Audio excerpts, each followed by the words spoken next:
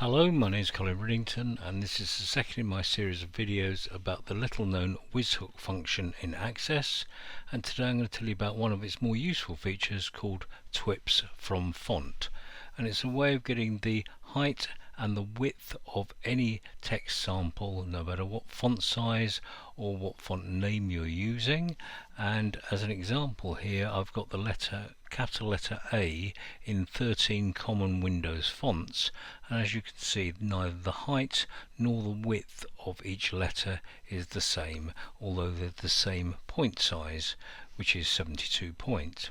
You can find more information about the WizHook function in my article at ilodogs.co.uk/WizHook. First, a quick recap about WizHook function. And in my first video, I told you that it was a hidden, undocumented, but very useful Access object. There's very little information about it, although it was first created over 20 years ago with Access 2000 for use by Access wizards. There's over 70 WizHook members, and most of them require the useful WizHook key, which is shown there, 51488399.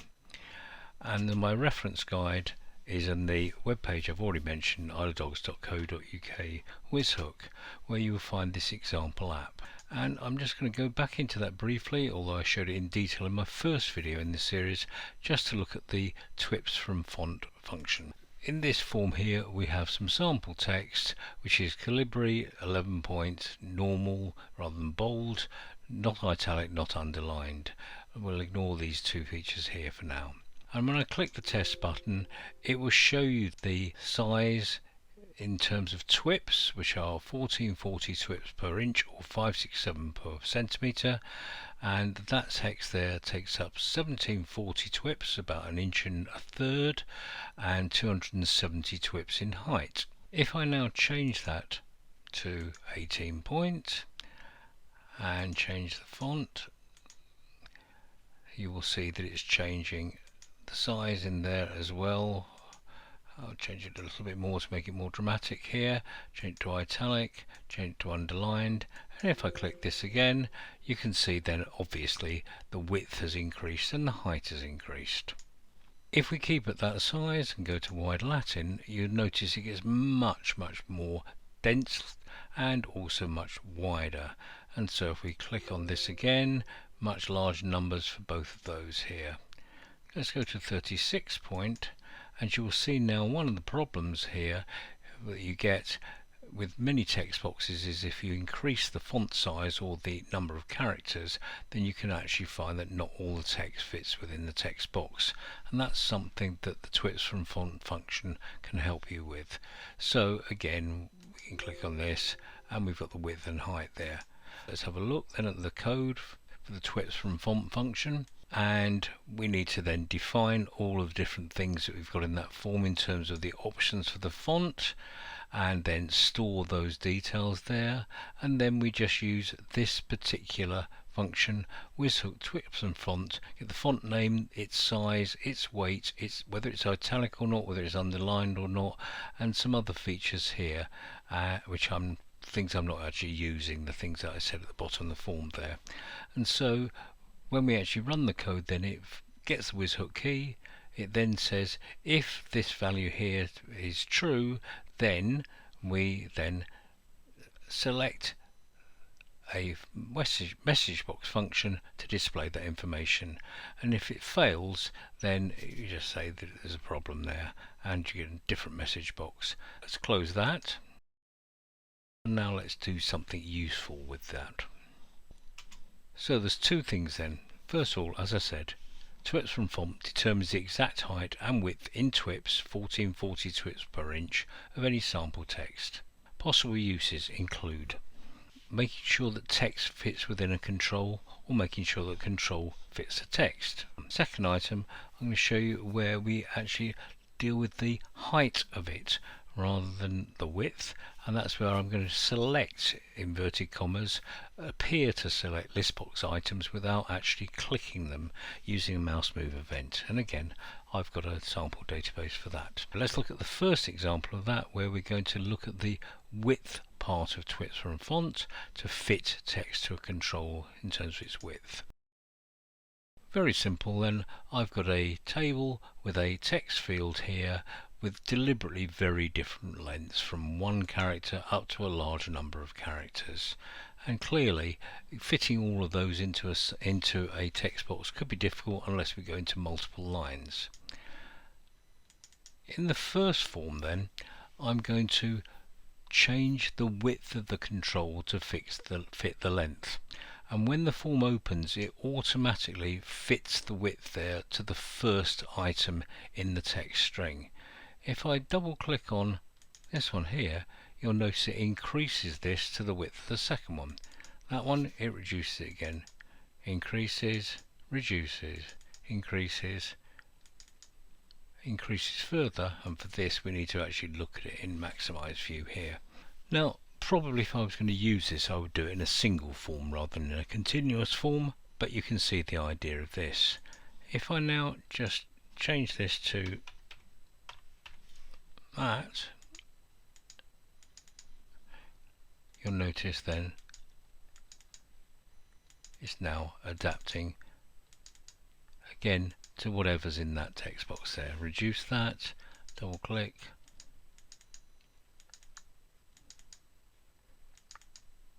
and you can see the result. If you wanted to then you can change the width of a text box to fit the length of text that you've got. The obvious alternative to that is to keep the control width the same but change the font to fit the control width. Now in this particular case I've actually set it as a certain minimum size to save a lot of hassle in my demonstration, but you don't need to do that. So then with this one then, double clicking on that has no effect here, nor there, nor there, because they're all shorter than the width of the control. But this one here you can see that if I go to the end there's some extra text.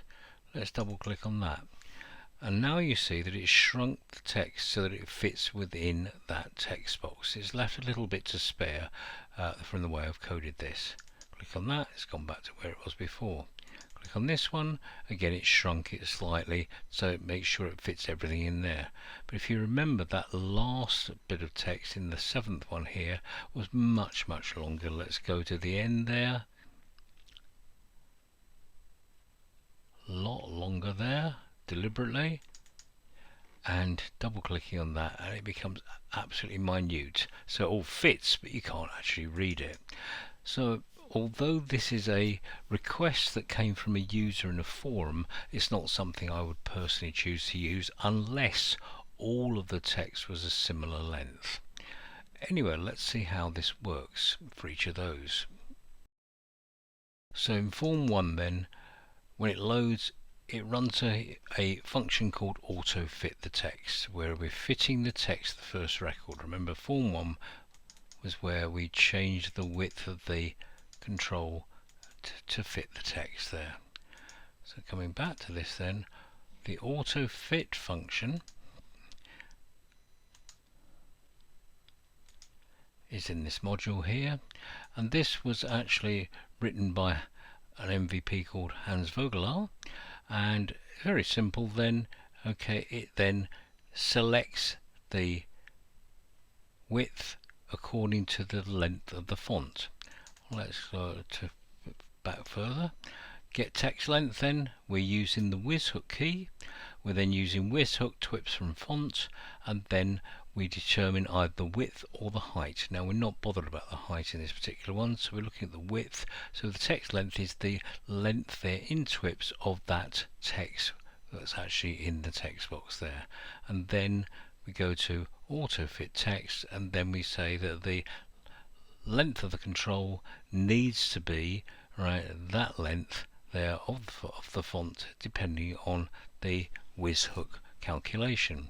And then we build in a little bit of slack. I'm adding an extra 80 Twips, but you can put in whatever you want to make sure it does fit. Whereas with the second one here, when we change the font size to fit the text box, what we're doing there is the same in reverse in a way. So in form 2 then, okay, we make sure that if the length there is greater than 0, that we then check the auto font size for that. So alter font size. In this particular case then, what we're saying then is if the length there is greater than the length of control, then we reduce the font size proportionately to make sure it fits within the control. So we've calculated the font, the size of the text of that particular font size, and then we reduce it by the control width divided by the length of the actual font so it fits within there. And we do this after each click on a different record. So both of those work, and you might find uses for them, but as I say, I would only personally use them probably in a single form, but I'd also only use it if the text lengths were similar. Certainly wouldn't do it where they varied as much as one character up to more than 100. I would say there's a better way of not using WizHook at all, and that is the same text, and this time I use the zoom box to actually look at what's in there. Don't need to do it for these ones, although I can do. And I can either use Shift and F2 on the keyboard, or I've actually added code to open the zoom box by double clicking. And if we have a look at the code for form 3, then double clicking, then all we do, very simple, we run the zoom box. Do command, run command, AC command, zoom box, and it will open automatically the way I've done it on a double click event like that. Much easier, and I think much more effective. But anyway, that's one way we can use the WizHook TwipsFromFont function. Here's, in my opinion anyway, a better use for it. And in this particular case, it's part of a larger example database where we can accurately move or measure the size of different things on forms and the controls. In this example, it's part of a larger application where I'm going to move controls and forms accurately. In this particular case though, I'm going to use WizHook on list boxes. And if we look at the first of these, then in this list box I've got a number of people's names, and the standard method then is we can turn the column headers on or off. You click on that and then it does something. In this particular case it's opening a contacts form. Nothing special about that so far. Clicking on that then just tells Access what record to open in the contacts form that appeared on the side there. But if I enable mouse move, I can now do the same more quickly.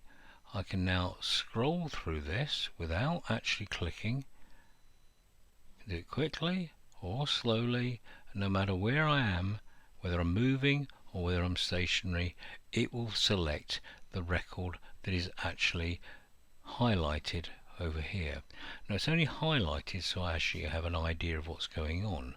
What's actually happening is that we're using the WizHook function to measure the height of each row, and from the height of each row we can then work out which record is underneath the mouse cursor depending on its position on the screen and its position on the form within the screen, so that it actually can then select the right record for over here. Let's take an extra stage. If we turn on this checkbox here, we actually move the contacts form up and down as well in the same way. Let's turn that one off. Let's drag this to a different position on the screen, and now you'll see that again it's still selecting exactly the right record no matter where I am on the screen. Doesn't matter if I minimize the navigation pane, doesn't matter if I minimize the ribbon, it will still work. So how does that work? Well, this is a bit more complicated, and I don't have time to explain this in full. So form 4 then. First of all, we have a function called getListBox row height. Now, before I started using WizHook, I tried using some code that Stephen Levens provided back in 1999. Very clever Access developer, but the code he gave although very clever, wasn't particularly accurate. So I scrapped that and went to the WizHook function. So what WizHook is then doing is it's converting the row height perfectly, okay, depending on whatever font you're using, depending on where you are on the screen, it can determine the height then. So basically it's using the WizHook function, TwipsFromFont then, and it's getting the listbox row height, which for short I'm calling LBRH, and it's a value which is a long value, okay, a number value. So once we then move over the listbox, scroll down here, listbox contacts, mouse move, then it's doing the following. First of all, it's changing the mouse cursor to an arrow because it just works better for this. It's saying if the listbox row height is not equal to 0, in other words there are some records in the listbox, and it then determines whether or not you want to move the contacts form up and down depending on whether that checkbox is true or not. Then from here then it determines the position on the screen, left position, top position. It then from that works out where you are within the form, within the list box. First of all, it checks whether or not the column headers are showing. It then determines by this rather complicated calculation here whether or not we've got the column headers involved, divides by the list box row height, gets the position here, and adds one as well. That's all explained in the article that goes with this. And then if that position has changed compared to the last saved value, which is saved at the bottom here, then it knows it's moved, in which case it updates the record here. So it then moves the thing down if necessary, otherwise it just aligns the contacts form here. And from this then, it then selects the correct record within the list box. Perhaps the second example will be more clear than that first one. And in the second example, I've got a form with a number of file paths to images. And as I scroll down then, I'm not clicking. I could do, it would work in exactly the same way if I click, but I'm not. I'm just scrolling down, and as I do so, it's actually showing you the image of the record that is underneath the mouse cursor. If I turn off the column headers, it still works. If I move the form elsewhere on the screen, it still works. If I change the font size, as you can see, it still works. Change the font type. Let's use wide Latin. I'd hate to use this in reality in a list box, but the idea is to show you that it doesn't matter what the width or the height of the font is. Let's change to Comic Sans, which is taller. Let's change to italic. And in every case, it will give you the right result. You can go to a very small font, too small for you to read properly, but it's still working. Go to the largest one I've got in my list here, and you can see it's still giving you the correct value here. Put that back in again, and it's just going off the bottom here, but it's still managing to select this correctly. Now let me make it clear at this point, if I used a larger font size such that not all of these did fit within the visible area here, it would fail once we had to scroll beyond that. So this works well providing you actually can fit all of the records within the available space, or if you increase the height of the form and list box to make sure that happens. But anyway, let's have a look at the code for this. So for form 5 then, we again use the get list box row height, where we actually use TwipsFromFont then to measure the height of each row in the list box. And I should have mentioned earlier that the top row we need to add an extra 15 twips, okay, in order to actually get this to work. Now what Access does is then it actually takes the height of the font and it adds some extra twips to leave some space in between each row, and it does extra for the header row there. Anyway, having done this, We then go to the list box and the mouse move event, similar to before. If it's got no height, in other words there's no records, we exit the sub. Change it to an arrow just to make it work better. Check whether or not the column headers are visible. We get the list position as a number depending on the mouse cursor position and whether or not we're talking about the top row or so on. And from there we then allow for the header, scroll through, ignore this code, that's the old code I used to use here with external images, and from here then we get the right label for the image depending on the position that we're over with the mouse cursor, and we get the correct image to go in there. So if it's within the list, we will show the image according to the position on the screen, and if it's not in the list, it doesn't show that at all.